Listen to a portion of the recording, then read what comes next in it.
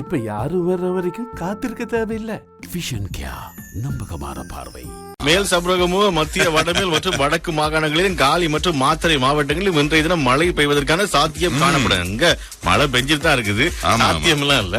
வளிமண்டலவியல் திணைக்களம் வெளியிட்டுள்ள அறிக்கையில் இந்த விடயம் தெரிவிக்கப்பட்டிருக்கிறது. மேல் சப்ரகமு மாகாணங்களிலும் காலி மாவட்டத்தினுடைய சில பகுதிகளிலும் 100 மில்லிமீட்டர் மழை வீழ்ச்சி பதிவாகலாம் என்று அந்த திணைக்களம் மேலும் அறிவித்திருக்கிறது. ஆக நீங்க கூட கொண்டு போங்க, அவதானமாக போங்க. நான் ஆரம்பத்திலேயே உங்களுக்கு சொல்லியிருந்தோம். ஆக இன்றும் நிறைய விஷயங்கள் பேசப்படும். 7:15 இணைந்து கொள்ளுங்கள். நேற்றைய தினம் ஒரு சந்தோஷமான செய்தி தான் சொல்லலாம். 10 ரூபாயோ 5 ரூபாயோ விலை குறைச்சா சந்தோஷம். ஆமாம், அதான் சொல்றேன். 40 ரூபாய். அதுக்காக நீங்க 100 ரூபாய் குறைக்கணும், திரும்ப 130 ரூபாய்க்கு 110 ரூபாய்க்கு வரணும் பெட்ரோல் எல்லாம் அப்படின்னு சொல்லி கனவு காணக்கூடாது. அவ்வப்போது ரூபாய்க்கு எந்த காலத்துல பெட்ரோல் அடிச்சிருந்தீங்க? அந்த காலத்தில் அடிச்சிருக்கிறோம். சரியா? ஆக நேற்று நள்ளிரவு முதல் இப்பொழுது குறைக்கப்பட்டிருக்கிறது. எரிபொருட்களுடைய விலைகள் குறைக்கப்பட்டிருக்கிறது.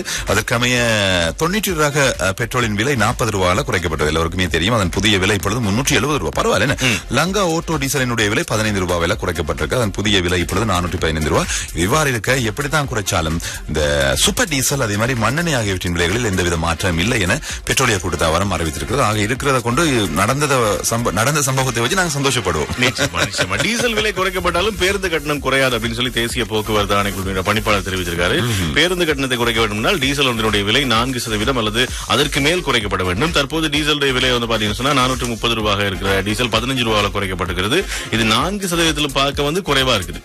அந்த ஒரு காரணத்தினால இதை விட கொஞ்சம் அதிகமாக குறைச்சிங்கன்னு சொன்னா நாங்க வந்து பேருந்து கட்டணத்தை குறைப்பதை பற்றி யோசிக்கலாம். அதே சமயம் பெட்ரோலுடைய விலை குறைந்திருக்கிற போதிலும் முச்சக்கர வண்டி கட்டணத்தில் மாற்றம் செய்ய முடியாது அப்படின்னு சொல்லி அகில இலங்கை முச்சக்கர வண்டி சாரதிகள் மற்றும் உரிமையாளர்கள் சங்கத்தினுடைய தலைவர் தெரிவித்திருக்கிறார். கட்டணத்தில் மாற்றம் தேவை என்றால் முச்சக்கர வாகனங்களுக்கு வழங்கப்படுகின்ற எரிபொருளுடைய ஒதுக்கீட்டு அளவை அதிகரிக்க வேண்டும் அப்படின்னு அவர் சொல்லியிருக்காரு. நீங்க என்னதான் குறைச்சி விலை எங்களுக்கு கொஞ்சம் கூடுத்தாங்க தந்தீங்கன்னு சொன்னா நாங்க வந்து கட்டணத்தை குறைக்கிறோம் அப்படின்னு. என்ன கதைடா இது, வித்தியாசமான ஸ்டைலா இருக்கு. நிச்சயமா புதிய நீர் இணைப்புகளுக்கான அறவிடப்படுகின்ற கட்டணத்தை அதிகரிப்பதற்கு நீர் வளங்கள் மற்றும் வடிகால் அமைப்பு சபை தீர்மானித்திருப்பதாக தெரிவிக்கப்பட்டிருக்கிறது.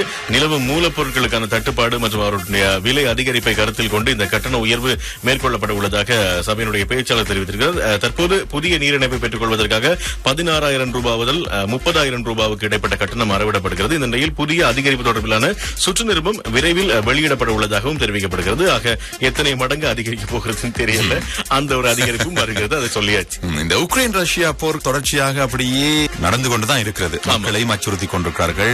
மக்கள் வந்து பல இன்னல்களுக்கும் முகம் கொடுத்துக் கொண்டிருக்காங்க. நேற்று இரவு பிருந்தகன் ரஷ்யா ஆளில்லா விமான தாக்குதல் ஒன்றை மேற்கொண்டிருக்காங்க சொல்லி சொல்லப்பட்டிருக்கிறது. பொதுமக்களை அச்சுறுத்தும் வகையில நேற்று இரவு முதல் பாத்தீங்கன்னு சொன்னா தொடர்ச்சியாக இந்த யுக்ரைனின் பல பகுதிகளில் ரஷ்யா ஆளில்லா விமான தாக்குதல்கள் மற்றும் ஏவுகணை தாக்குதல்களை ஏற்கனவே மேற்கொண்டு கொண்டிருக்கிறது நாங்கள் சொல்லியிருந்தோம். இதை வந்து யுக்ரைனுடைய ஜனாதிபதி சொல்லியிருக்கிறார். எனவே இந்த ஆளில்லா விமான தாக்குதலில் 3 பேர் கொல்லப்பட்டுள்ளதாகவும் சொல்லப்பட்டிருக்கிறது. பலர் காயமடைந்துள்ளதாகவும் சொல்லப்பட்டிருக்கிறது.